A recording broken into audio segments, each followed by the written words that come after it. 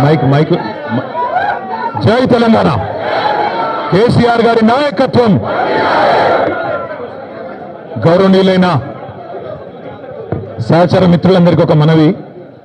ముందుగా ఈ రాష్ట్రంలో గత 18 నెలల అరాచక పాలన వల్ల, ముఖ్యంగా రైతులకు ఇచ్చిన మాట తప్పి మోసం చేసిన కాంగ్రెస్ ప్రభుత్వం యొక్క వైఖరి వల్ల ఆత్మహత్యలు చేసుకున్న 600 మంది అన్నదాతల కోసం, 600 మంది రైతన్నల కోసం ముందుగా ఒక్క నిమిషం నివాళి అర్పించి ఆ తర్వాత మనం మాట్లాడుకుందాం. దయచేసి అందరూ కూడా మౌనంగా ఒక్క నిమిషం లేచి నిలబడవలసిందిగా అందరినీ కోరుతాం.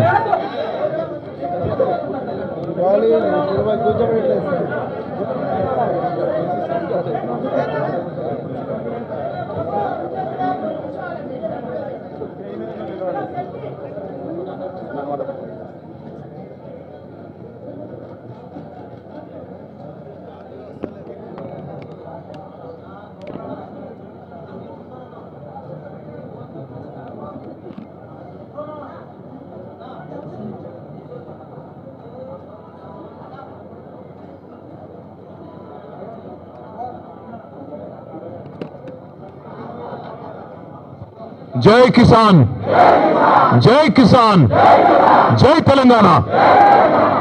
గత 18 నెలలుగా రాష్ట్రంలోని 70 లక్షల మంది రైతుల్ని, అట్లాగే కోట్లాది కుటుంబాల్ని నోటికొచ్చిన హామీ ఇచ్చి, నోటికొచ్చిన వాగ్దానం చేసి, మొత్తంగా 420 హామీలు, 6 గ్యారంటీలు, 100 రోజులు అని డైలాగులు కొట్టి ఆఖరికి గ్యారంటీ కార్డులు ఇచ్చి, అఫిడవిట్లు రాసి, బాండ్ పేపర్ మీద రాసి మోసం చేసి గద్దెనెక్కి 18 నెలల తర్వాత కూడా ఒక్కటంటే ఒక్క హామీ నిలబెట్టుకోగా మీదికెళ్ళి తెల్లారి లేస్తే రంకెలు, తెల్లారి లేస్తే అరుపులు, గావు కేకలు, బూతులు, ఇది తప్ప 18 నెలలుగా చేసిందేమి లేదు. కానీ బేసిక్ నాలెడ్జ్ లేని ముఖ్యమంత్రి, బేసిక్ నాలెడ్జ్ లేని ముఖ్యమంత్రి అని తెలిసినా ముఖ్యమంత్రి ముచ్చట పడుతుంది కదా, దమ్ముంటే రండి చర్చకు అని ఖార్గే సాబ్ సాక్షిగా సవాల్ విసిరింది కదా. కేసీఆర్ వస్తాడా, కేటీఆర్ వస్తాడా, ఎవరు వస్తారో రండి అని తొడగొట్టిండు కదా.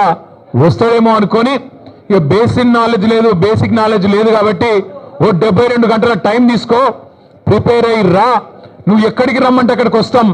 ఒకవేళ ఎందుకంటే నీకు మాట మీద నిలబడే అలవాటు లేదు కాబట్టి, నువ్వు మాట తప్పుతావని తెలుసు కాబట్టి, నీకు జూలై 8 నాడు 11 గంటలకు మేమే ప్రెస్ క్లబ్కి వస్తాం.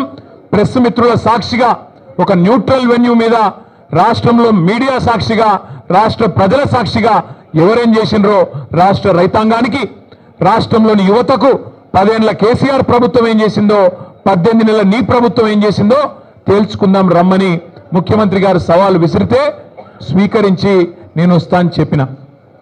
వస్తాడేమో అనుకున్న ముఖ్యమంత్రి, పోనీ ముఖ్యమంత్రి రాకపోతే ఆయన తరపున ఒక బాధ్యత గల ఉప ముఖ్యమంత్రినో, ఒక వ్యవసాయ మంత్రినో, లేదా మరొక మంత్రినో పంపుతారేమో అనుకున్నా. కానీ ఇవాళ తేలిపోయింది, రేవంత్ రెడ్డికి రచ్చ చేయడం వచ్చు తప్ప చర్చ చేయడం రాదు అనేది మాత్రం కారాఖండిగా తేలిపోయింది. రేవంత్ రెడ్డికి బూతులు మాట్లాడడం వస్తుంది తప్ప రైతుల గురించి మాట్లాడడం మాత్రం రాదు అనేది స్పష్టంగా తేలిపోయింది. ఇవాళ బేసిక్ నాలెడ్జ్ లేని ముఖ్యమంత్రి, ఆయన ఇరిగేషన్ అధికారుల సమావేశంలో తాను ముఖ్యమంత్రి అనేది కూడా మర్చిపోయి ఏ ప్రాజెక్టు ఏ నదీ బేసిన్లో ఉంది అని ఒక చిన్నపిల్లగాడు అడిగినట్టు అడుగుతుంటే, ఈయననా మన ముఖ్యమంత్రి అని చెప్పి, ఈయననా మనకు న్యాయం చేసేదని చెప్పి రాష్ట్రంలోని రైతులు ఇవాళ బాధపడే పరిస్థితి.